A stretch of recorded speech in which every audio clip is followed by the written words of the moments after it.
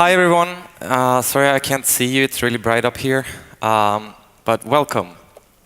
This is going to be the narrative panel for SGC this year. And we are going to try to give you some answers. We don't know if they have them, but we're going to do our best. I'm going to do some housekeeping before we get started. If you've been to any of the talks this year, you know that there have been volunteers running around the room handing out microphones.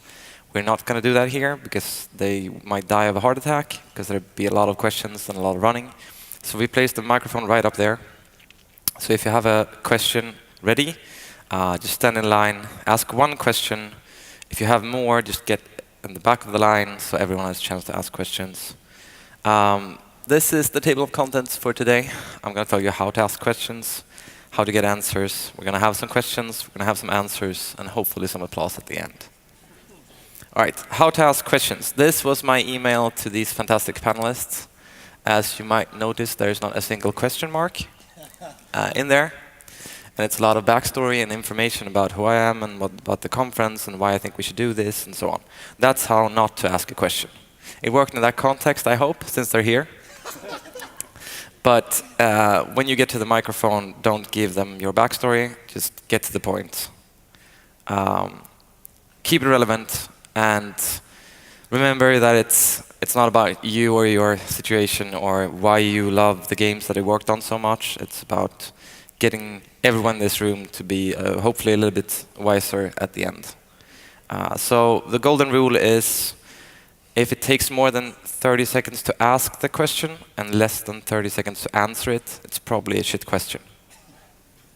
Everyone okay? Yeah, good. Also, don't just target one of the panelists. If you want to know what it's like working at Telltale, there's only one person who can answer that on this panel, as far as I know. Yeah. Oh. What it was like then.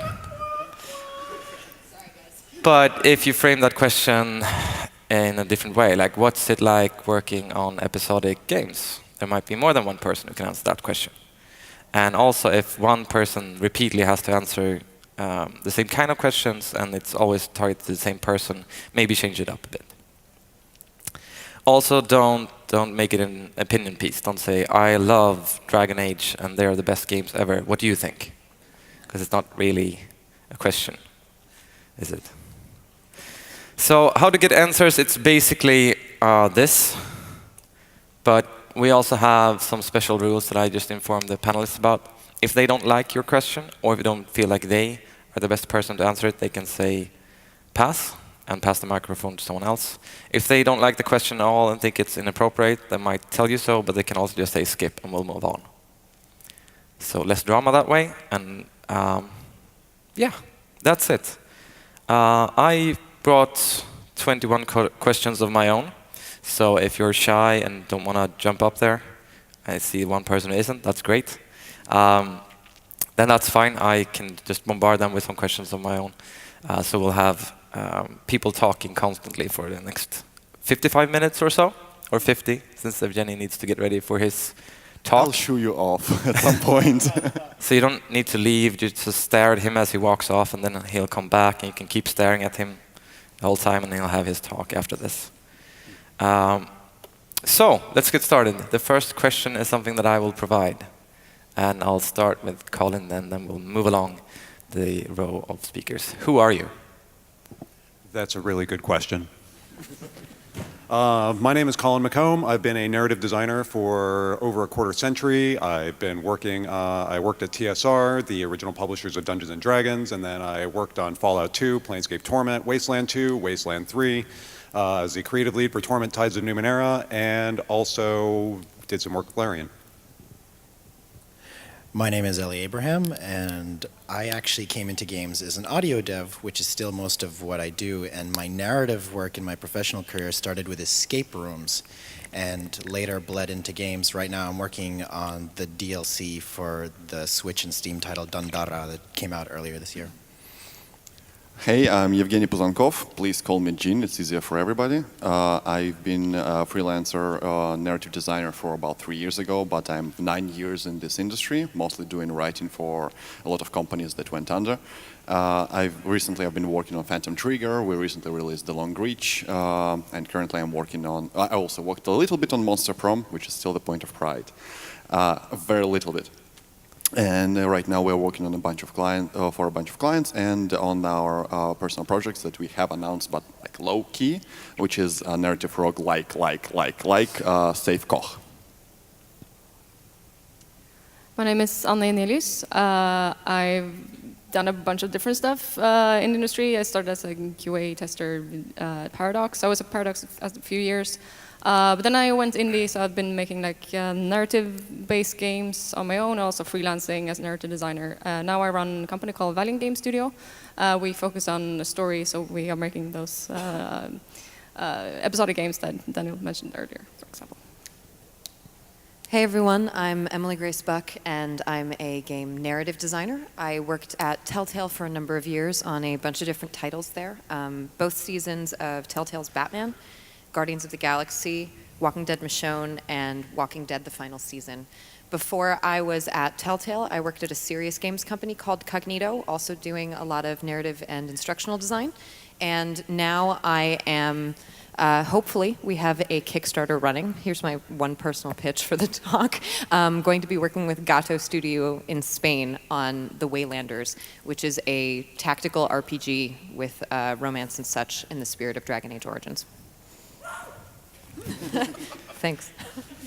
All right, we have the first person by the microphone. All right, hi. I love Dragon Agent. No.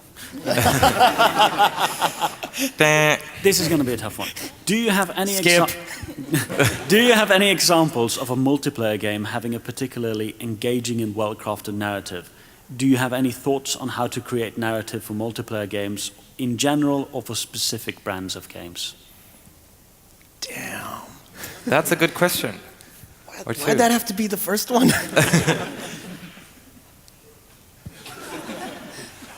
All right, so I would say the first example is Divinity Original Sin 2.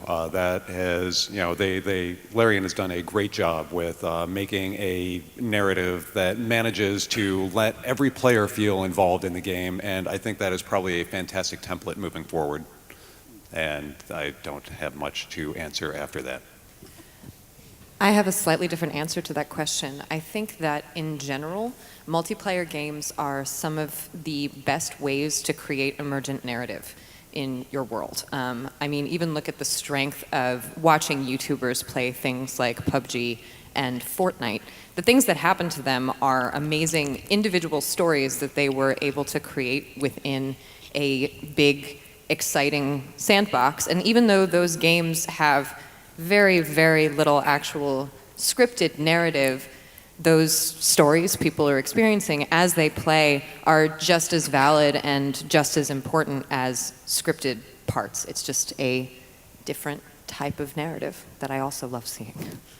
Obviously, this is also, I want to echo a lot of what Emily just said, or I won't just, yeah, ditto. But there's the challenge in writing all of that, obviously, but it's amazing how much of the players themselves, especially when they're in groups, are going to fill in the gaps. And it even makes me think about like Twitch plays Pokemon or whatever, how there were just so many people playing this game together, and that ended up being the story itself. And that's super important to the experience, because it's not just about what the devs actually put into the game, but the story that came out of the experience of playing the game. And it's amazing how much that multiplayer experience became a part of the game itself. So I'm mentioning that partly because I started this by saying like, yeah, well, writing all that when it's multiplayer, is like particularly challenging, but it might also partly be out of your hands. And we had this discussion earlier where we were saying how you should remember that there's always going to be a narrative in your game, whether you put one in there or not. And so make sure that it's the one that you want people to see. But I guess that's really broad advice for writing narratives in general.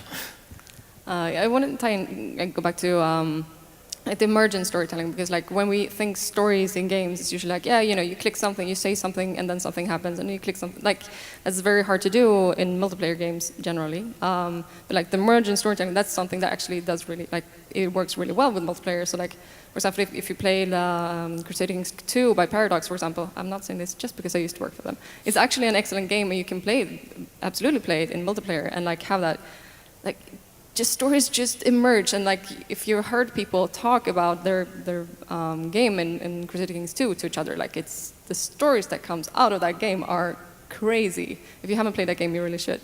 So I think like that's the kind of game that works. Like it's a narrative-heavy game that works in multiplayer. I think. Yeah, if you go on Reddit, you can find shit that CK2 says, and see some of the amazing stories that people have created through playing that game. I would also mention Left 4 Dead and the way they do scenario writing and lets people be a character, and the narrative progresses, but you're just taking on that role, and it can be highly dramatic. And Borderlands. And Borderlands. Is the same. All right, we have someone who wants to ask a new question. Are there any narrative trends in video games that we have yet to see, but you expect we'll see a lot of in, say, 2 to 5 years? Oh my God. So, I can't wait to see romances not suck. That is, so obviously I did a lot of talking about that a couple days ago. I think that romance systems in games right now are actually damaging to the players, to all of us who are playing them. And I believe that there is an outcry about it, and that is something we're going to see change, and it's one of the things I'm personally most excited to see change, because perhaps most of us are familiar with, like, for example, kindness token systems and things like that that really need to go. And I'm looking forward to seeing intimacies, not just romances, but any kinds of intimacies in games represent themselves in ways that are more relatable to us as players, as people, I mean, and players. I'll jump over for the romance. Has anybody seen Videodrome? No? Good start. Yeah, so jumping from the romance, once we sort of at least manage to do it properly, then there we'll be able to do more sensual games. I don't mean like an actual like sexual games, just more sensual in terms of exploring like intimate relationships specifically. And that would be quite interesting, especially if it's done like, watch Videodrome. That is very weird, and it was sort of at the tail end. This movie by David Cronenberg, it was the originating of the body horror, but it's also like body horror is just a vehicle for the whole thing.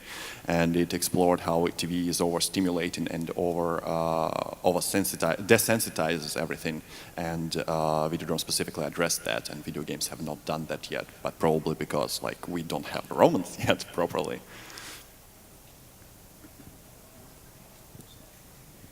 So one trend I've been really excited about is, especially in smaller indie spaces, games coming out with narratives that could only come from the people and the places that created them.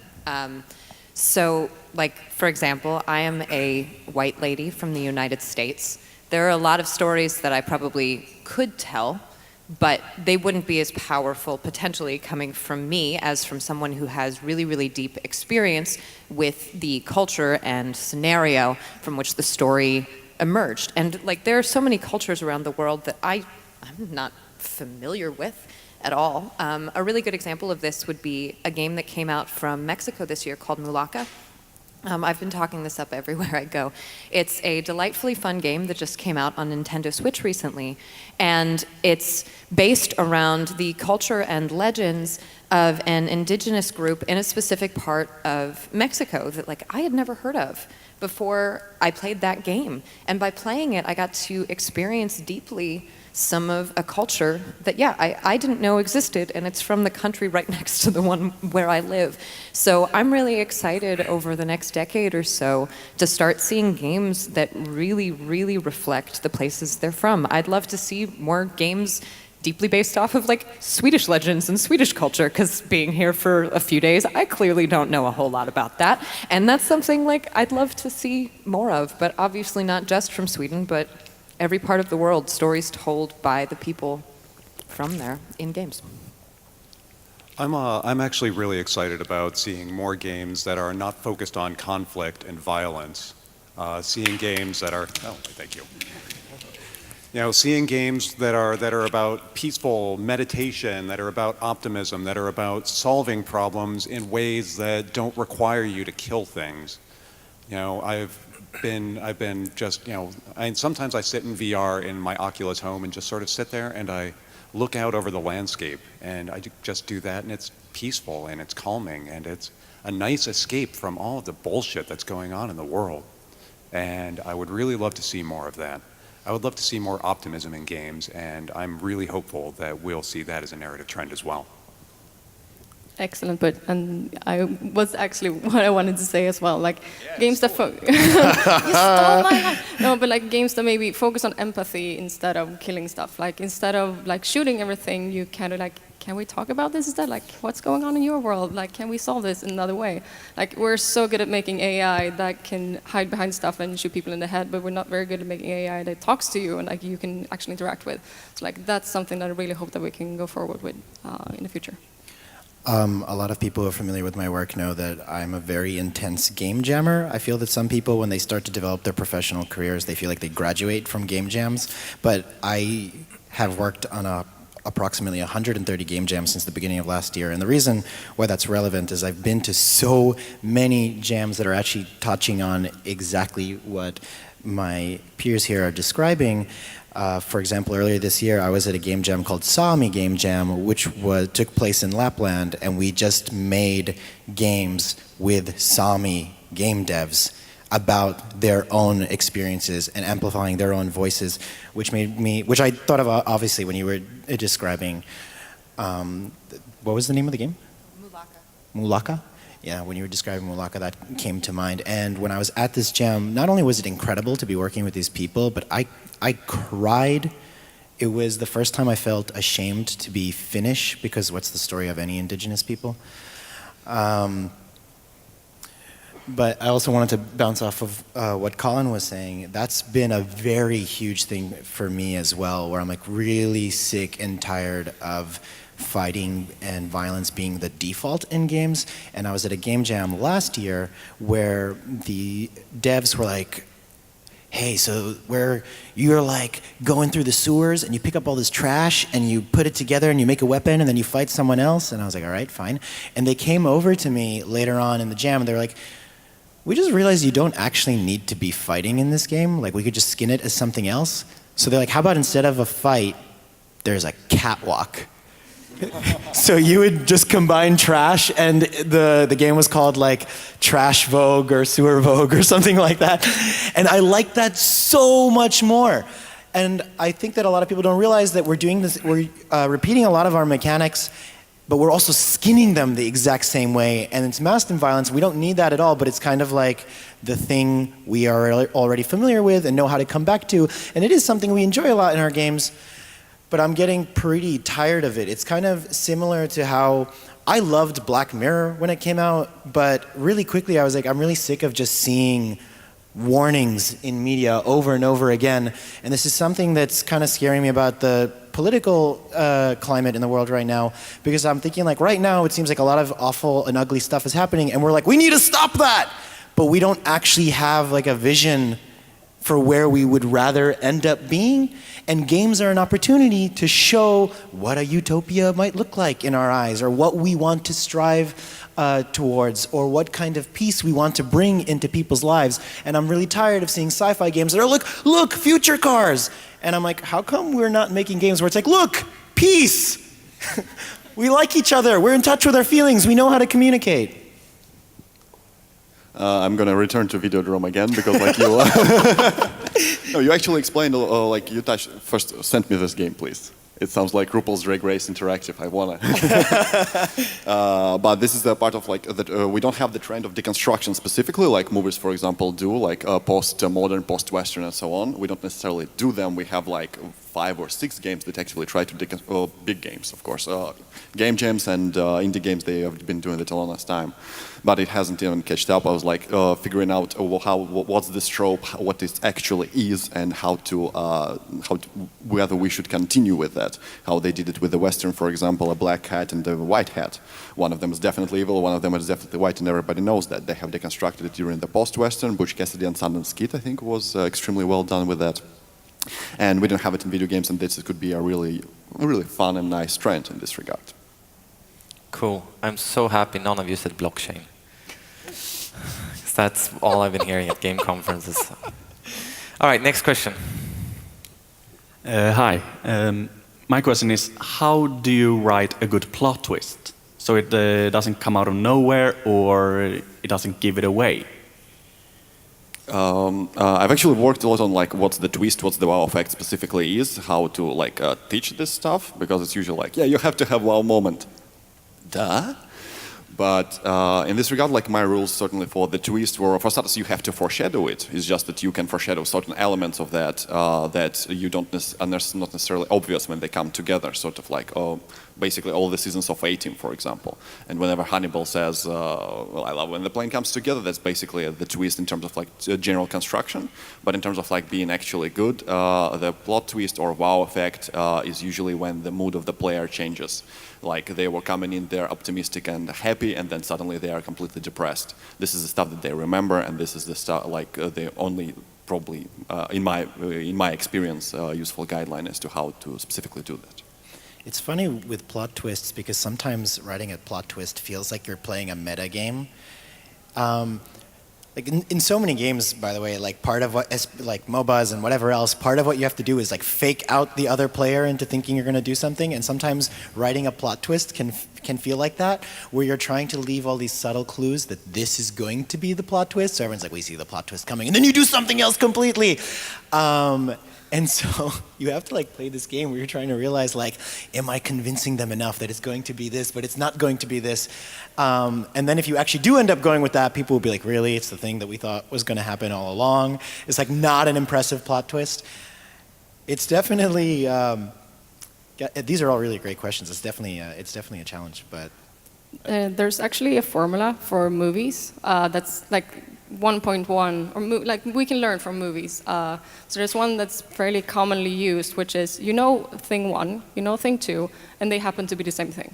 So like the plot twist is, it's actually the same thing. This happened in plenty of movies actually. Like if you go back to, I don't know, this is going to be spoilers, but the old like Planet of the Apes is like, oh, this is the Planet of the Apes. We have seen it now. Also, we know that this guy is from Earth.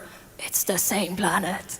And that's like, oh shit, because like you know one thing, you know one thing, like it works. It works actually pretty well. And some games do this. Like I said, I don't want to spoil too much, but so there's one way of doing it. So like you know that people are familiar with one thing. They are familiar with one thing. So like you haven't lost them. Like they won't think it's a cheap shot because they are already familiar with the two parts of the plot twist. But the plot twist is that they are the same thing, if that makes sense. But that's like, it's a simple formula that you can try and use. So the primary thing about a plot twist is that you're subverting expectations. So, you know, it could be that you are slowly building up to something and you're foreshadowing it, or you are just taking a sudden left-hand turn. Like, for instance, in the first season of Game of Thrones, you're like, okay, yeah, cool, no, you know, Ned Stark is the hero. He's totally going to get out of this, you know, because that's what heroes do. And his head gets cut off, and you go, what the fuck? And I, like in the Red Wedding as well, you know, everybody suddenly, oh my God, I can't believe they killed him. You know, and that was a sudden, holy crap, what just happened moment. You know, that is also a perfectly valid way to do a plot twist. But traditionally, you would do you know, you lay the clues down, and then suddenly, you know, I see dead people, yeah. And then suddenly, oh my God, Bruce Willis was dead the whole time. Spoilers for a movie that's 20 years old. And that's pretty much my thought on that. Yeah, so I have 2 quick thoughts on this. First of all, my favorite way to create plot twists is to play against tropes that people know. If you have a character who seems like the sweetest, most innocent person who's least likely to be the villain, people will still not think that character is going to be the villain, especially if they're like female. Subtle plot twist, spoiler, I guess, for something that I worked on.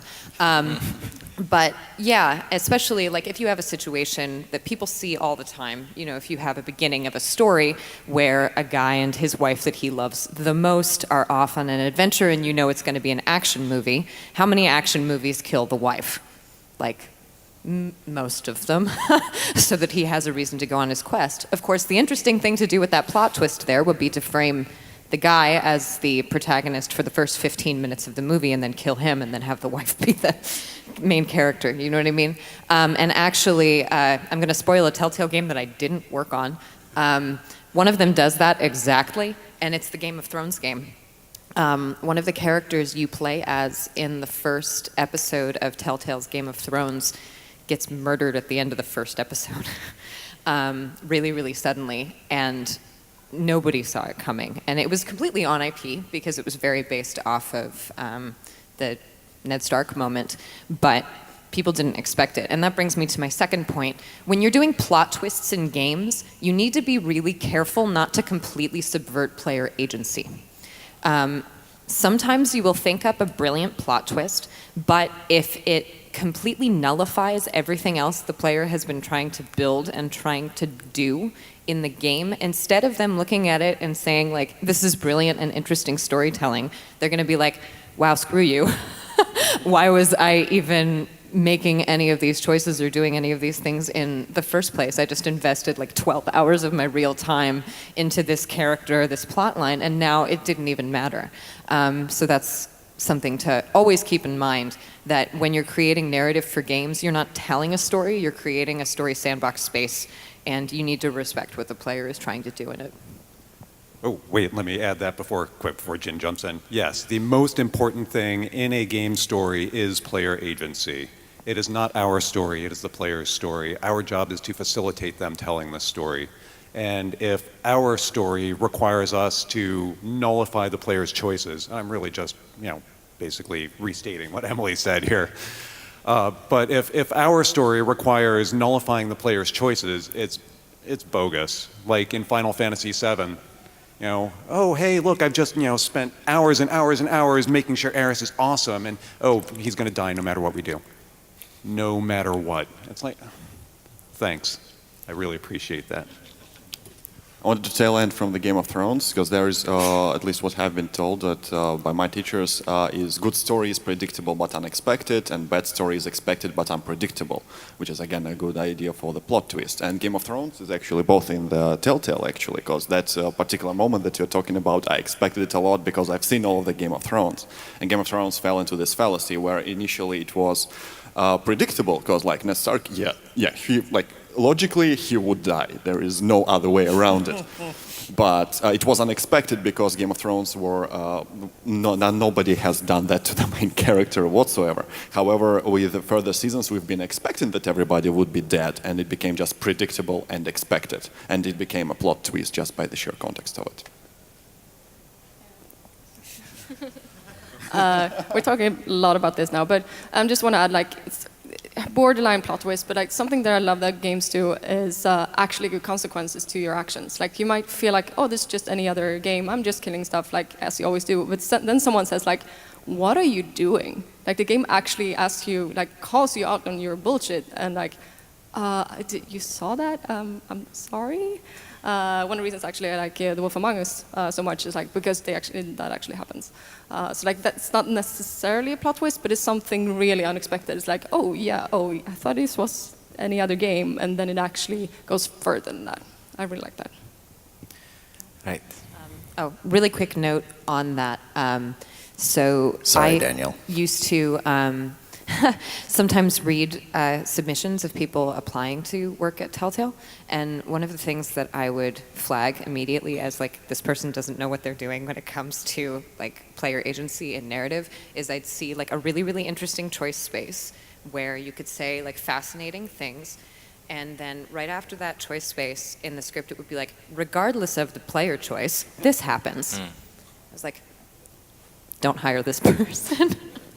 Because they don't understand the actual game aspect of this. They don't understand how to make a twist work or how to make a moment of player agency that feels really like it's paying attention to the player. We can't emphasize enough the player agency part because it's literally what we play video games for. Yes. Those are some really good points, and creating plot twists for games is definitely different from other media. Also, don't panic if you don't get your plot twists right in the first version of your script.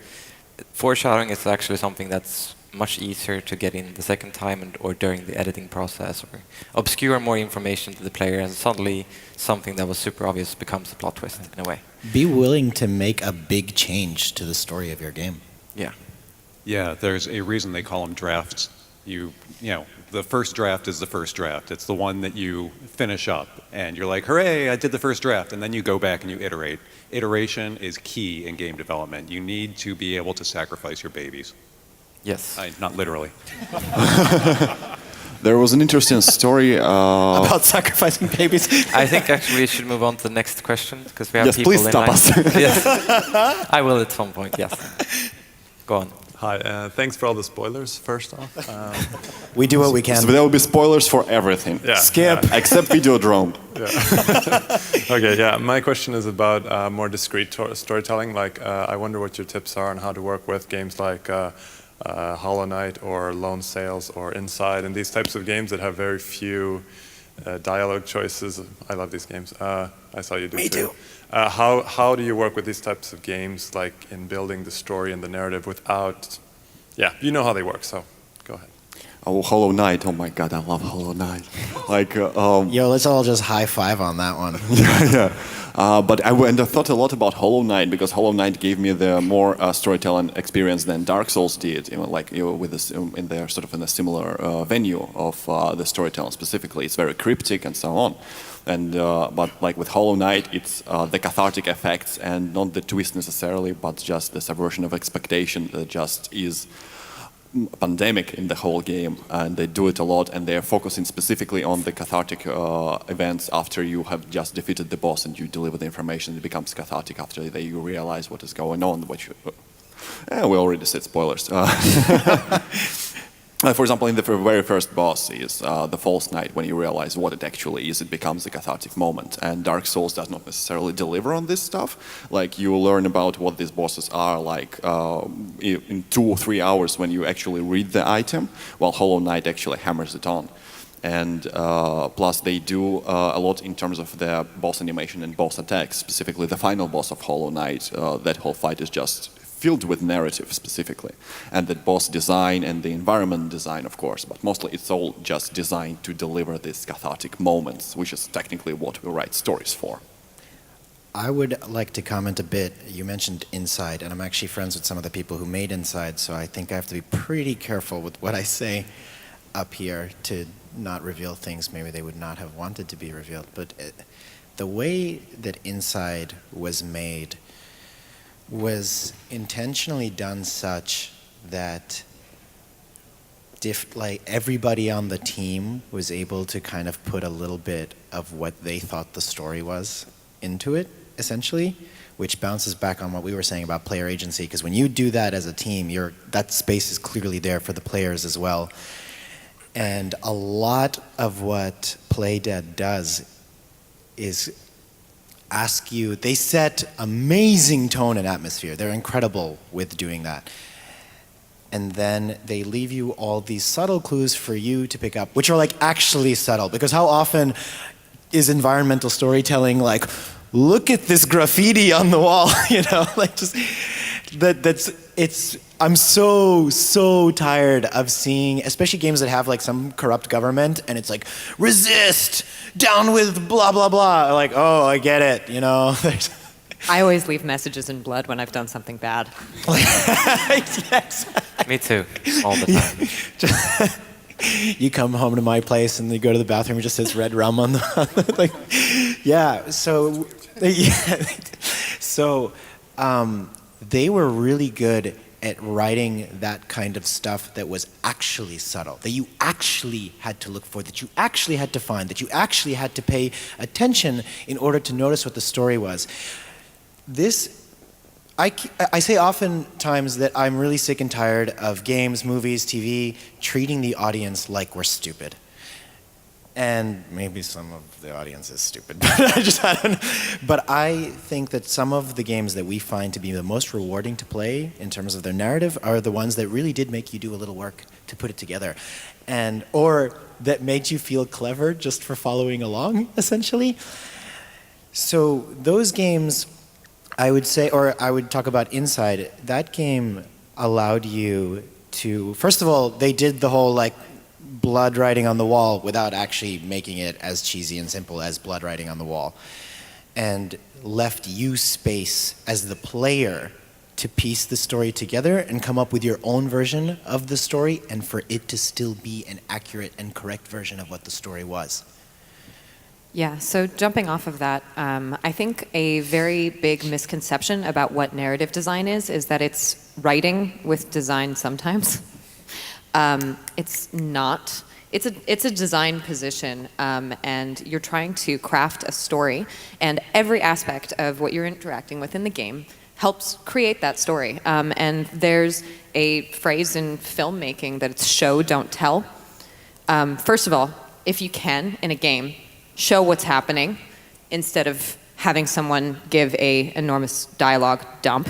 But even better if you can experience instead of show. And yeah, games like Inside do that really well. Super well. Just bouncing again off of what you said. I've definitely had writing gigs where I was like just writing. And that is a super weird experience because that's really not how you make the narrative in a game. They don't just like give you an Excel and they say like, they have columns that indicate what text is going to show up where, and then you fill it in. And I've had gigs where that's essentially what you're doing. But to really flex your muscles as a writer in games, you're doing a lot of design decisions as well. And that's super. So if you are looking to hire a writer, for example, I mean, maybe this is the audience that's mostly doing the writing, but consider this even if you're being hired to do some writing, that you will do your best as a writer when you are involved in the design process of the narrative parts of the game. If you are on a project where you have to do only writing, because I've been on a couple of those, and you still have to do some kind of design regardless, there is some tricks. Like, for example, the team does not let you into the script, does not let you play with the scene around and so on. Just learn what are the verbs of the game and use specifically them even in like synapses. So like, for example, if the game is specifically the player's actions are to jump, to shoot or something like that, you use these mechanics as the only ways of interaction for the story specifically when you're writing that.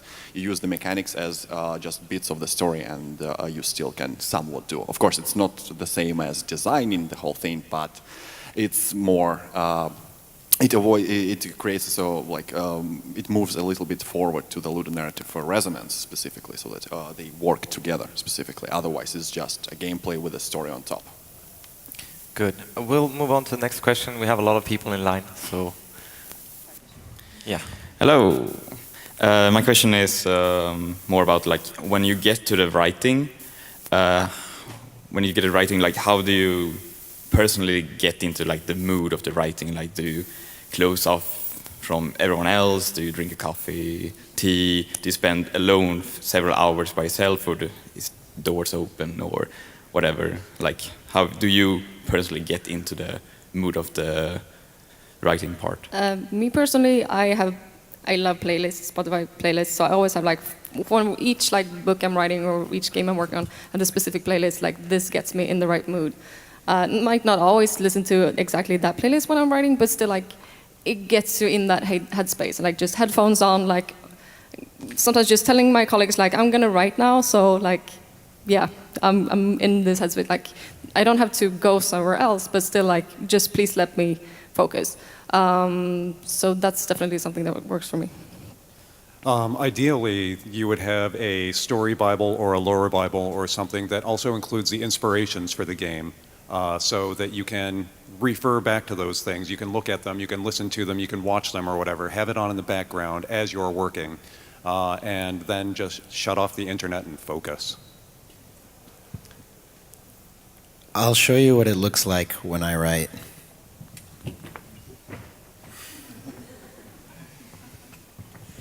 literally me, like in my living room, just going back and forth. That's one of the things I start to do. I'm a big pacer. I think I have I have ADHD, so I'm a little bit bouncing around when, like, maybe physically when I'm in my writing process. And for some people like me, doing something that's getting that kinetic energy going is going to help you stay focused even and keep you on it. It's part of why when I was in university, I was someone who was frequently doodling in class or playing games, like very mindless games on my phone, because I felt like it kept me from daydreaming and like completely coming out of the class.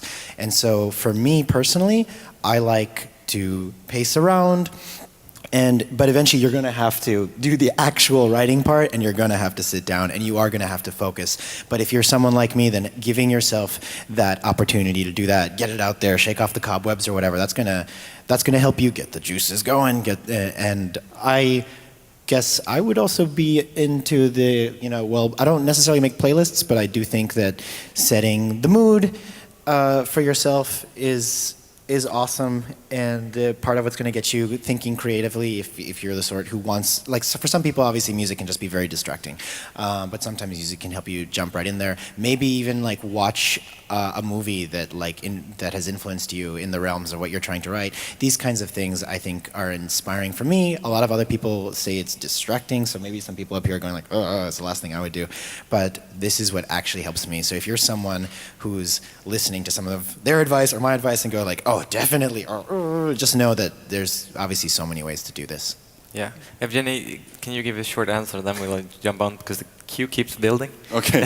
I'm a big procrastinator with almost no willpower. So for me, it's usually I try to light a fire beneath my ass as soon as possible so that I don't have to use deadline as that particular fire. And in this, I usually just bounce back on the emotion specifically. So I either watch a movie that is referencing this stuff and I get really angry at the movie, and then I have to write because otherwise I have no other choice.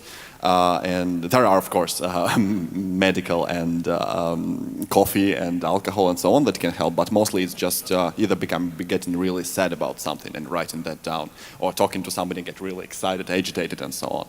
And this emotion just keeps me going. So very quick addition to this, if you find yourself being blocked on anything or being stuck on anything, get up and walk away. Don't just sit there at the computer and worry about it and just bang your head against it. What I find really useful is getting up and going for a run, because then you're getting up and you're moving out and you've got nothing else to do but just one foot in front of the other, and suddenly the answer will come to you. And it has happened to me so many times. Yeah, that's a good point. Do not force yourself to do work that you can't do. Just come. I mean, I think I have more freedom for this as a freelancer, but in general, that's not how you work productively. Okay. Next question. I almost feel guilty about this question now because it's quite stupid, but as a connoisseur of good dads, I've been keenly observing the dadification of video game narratives. So where do you think that's going to go in the future as the industry goes older, and might we hope for a momification in the future? Asshole teenagers will come first, I'm assuming. That's my whole answer. Emily's got something.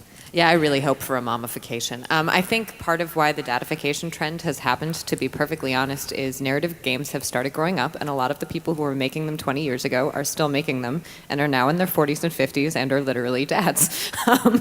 And that's the kind of story that feels really relevant to them now. And we haven't seen as many mom games yet, partially because a lot of the women who work in the game industry burn out way before they get there. Having a kid in the game industry for a woman often means that they don't end up coming back, quite frankly. I've been working in games for 6 years now, and I've seen 2 female coworkers have kids and return within 2 years, and that's it. So that's depressing, but I hope that as the industry starts to be more and more friendly to women, we see more of that, because those are stories that need to be told and they're relevant, and especially in the mobile space where the largest group of players is women 25 to 50, there's a desire for that because the kind of stories they experience in their daily lives aren't being told by anyone really right now. Like, I've never seen a preschool simulator on mobile, or a story game about, you know, trying to form a book club with the people on your block, and like that kind of thing would be fascinating. So there's some free ideas for you. Sorry. So some of the dadification also came from the fact that the people who are doing these games now grew up in an era where divorce was incredibly common, and our mothers raised us.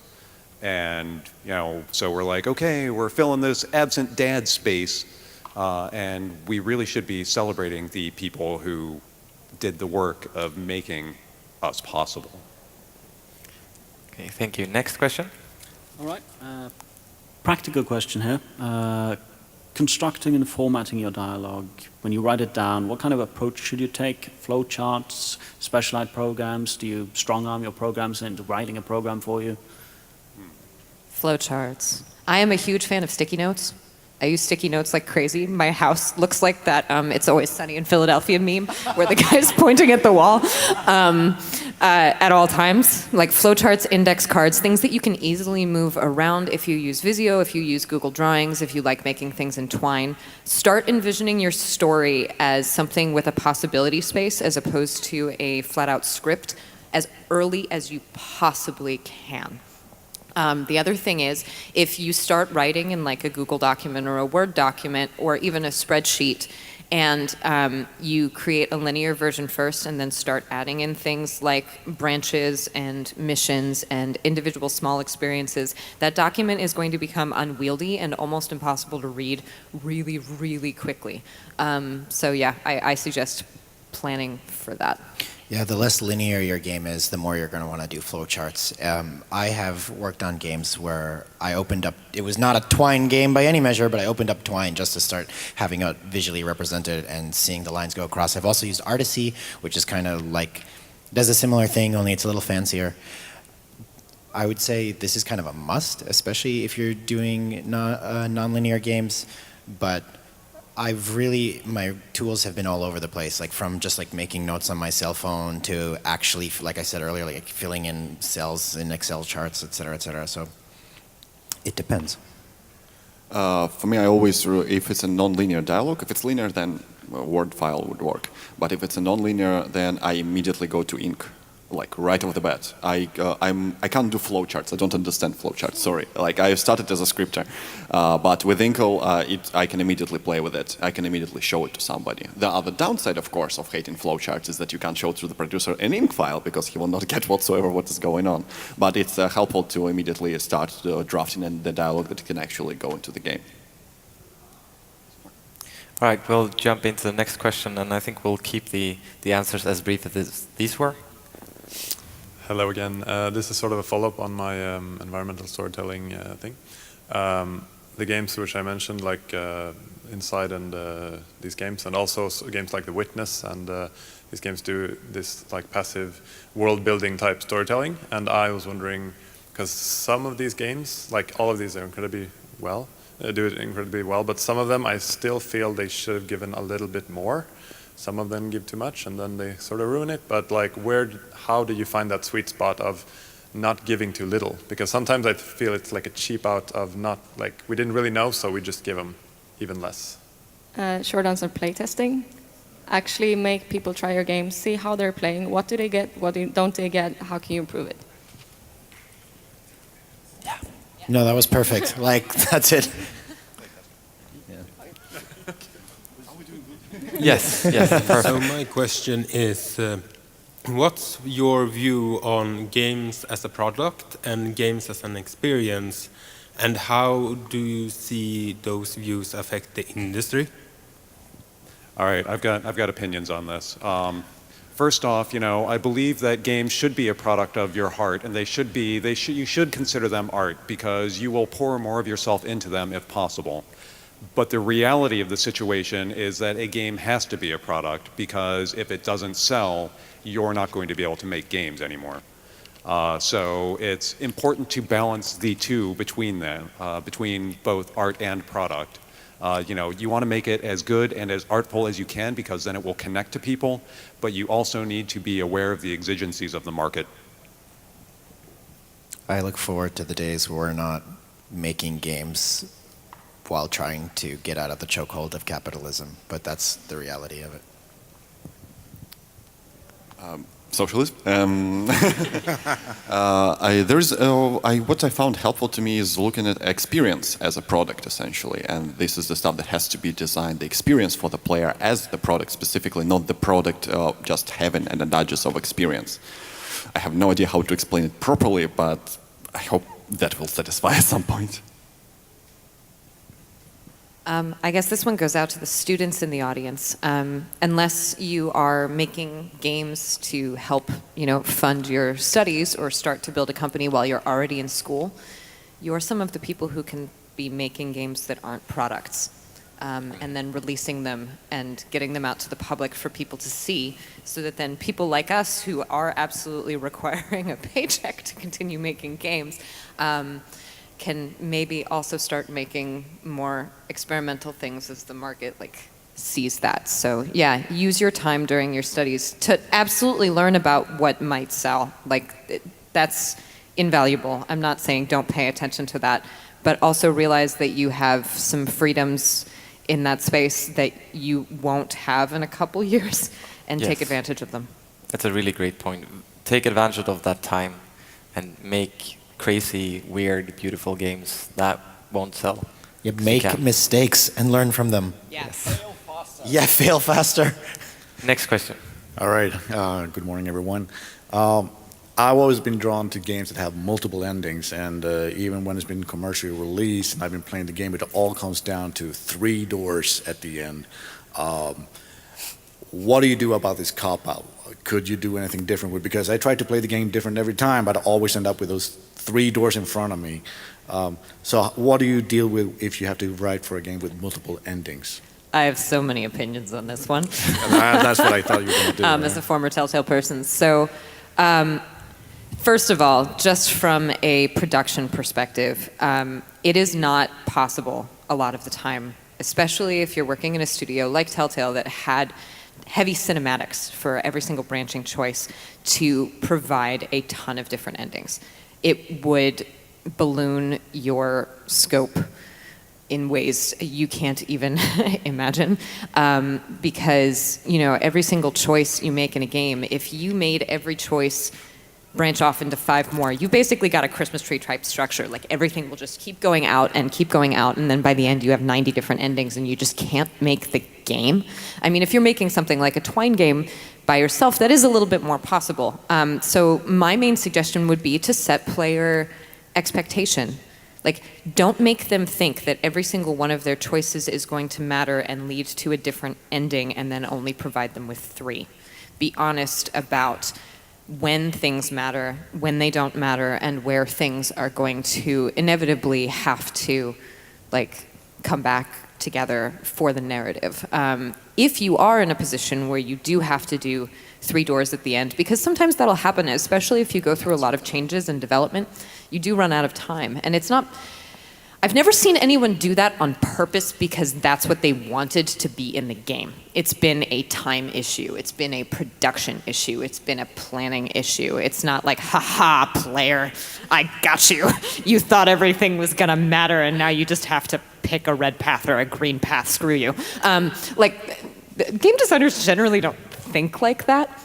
But one thing that can make it better is, even if there are only 3 doors, making those doors look or feel a little different based off of things that have happened up till then. Frame the choice differently in the moment, acknowledging things the player has done before to help remind them of your play style has been this, so this door seems like it might be the one you pick, but this would be a great turn for you. And then after going through those 3 doors, reinforce to them yes, you just picked one of 3, but I was listening when you made other decisions earlier in the game, and they're smaller effects based off of all of those after you go through the doors. That helped. Okay. So when you're doing the 3 choices, you can leave them more open and use the player experience, because non-linearity is not, and interactivity is not necessarily a series of options that you have taken specifically. It's the series of experiences the player has.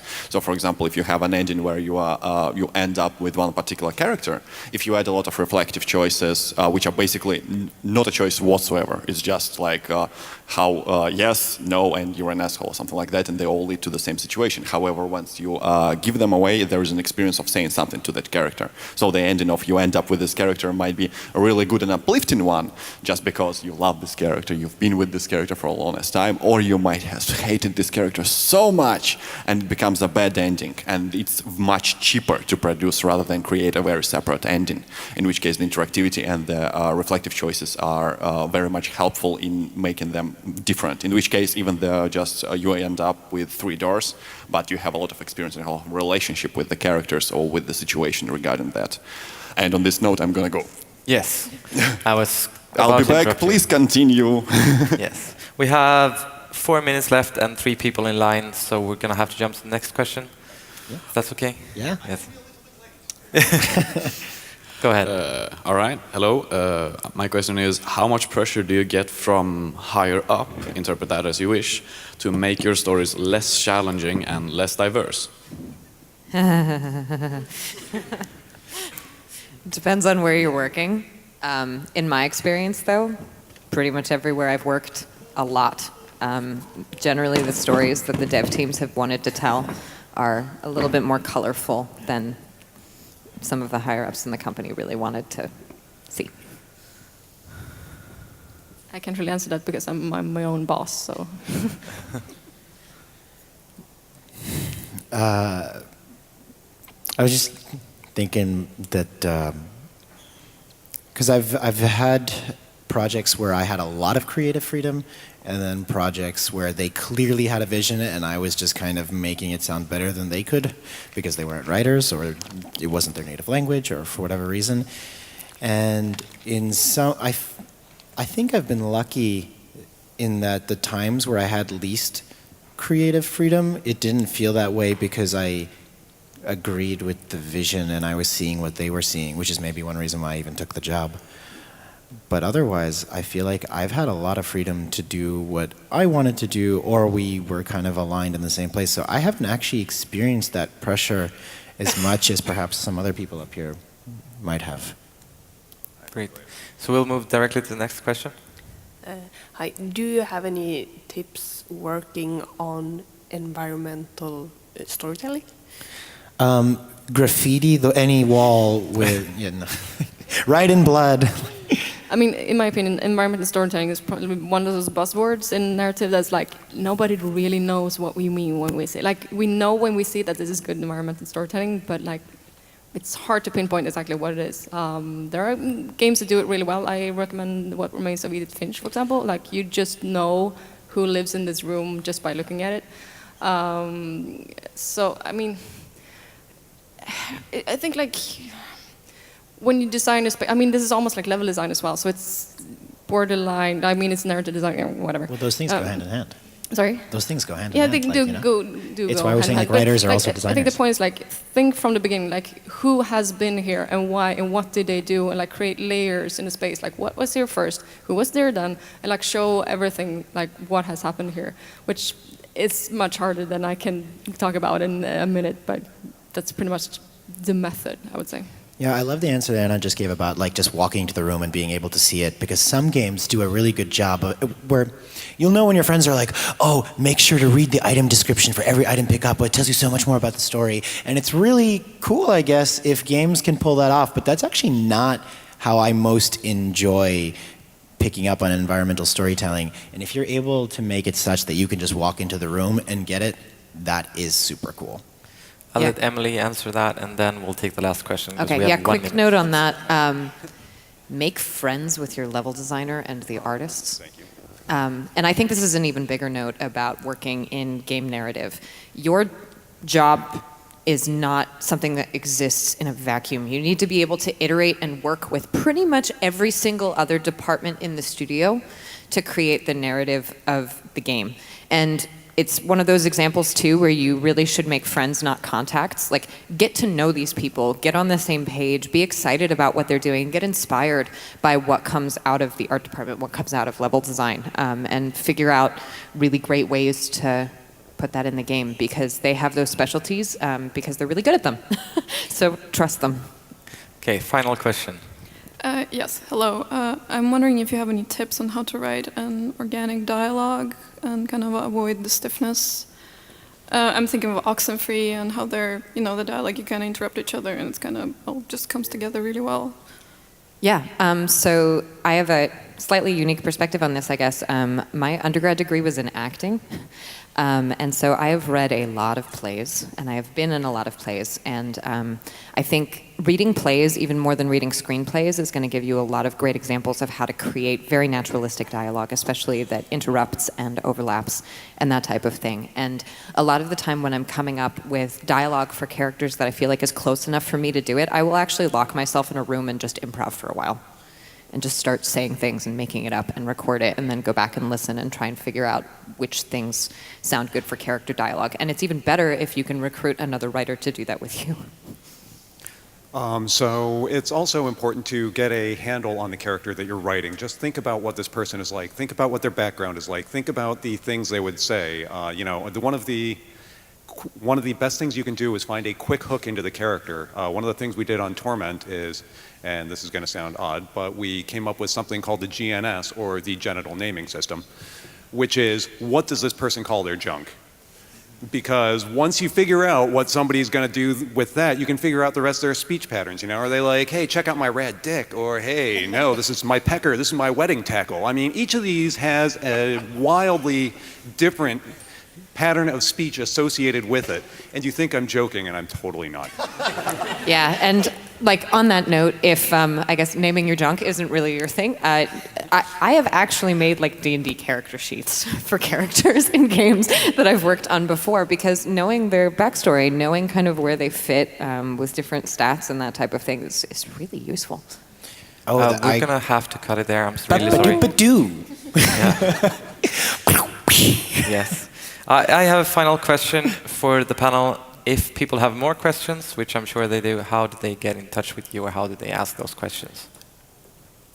Sure. I'll be wandering around. Come say hi to me. I'm kind of shy, but I'm nice. Also, my email address is just my name, emilygracebuck@gmail.com, and on Twitter, I'm Emily Buckshot. I'm the Anaka, THEANAKA at Twitter. You can email me at anna@valiant.se if you want. And also come talk to me. Yeah, feel free to come find me. You can also find me on social media. It's at Elie Abraham 64, Elie spelled E-L-I-E. Twitter at Colin McComb, or colin@colinmccomb.com, or running around the show here. It's a wayward writer, AWAYWARDW writer. And I will be here living mostly in this hall for the whole time. But between the sessions, please do come in and I will show you how it's written with a business card. And they're actually cool. Have a llama. Cool. Thank you all so much for coming.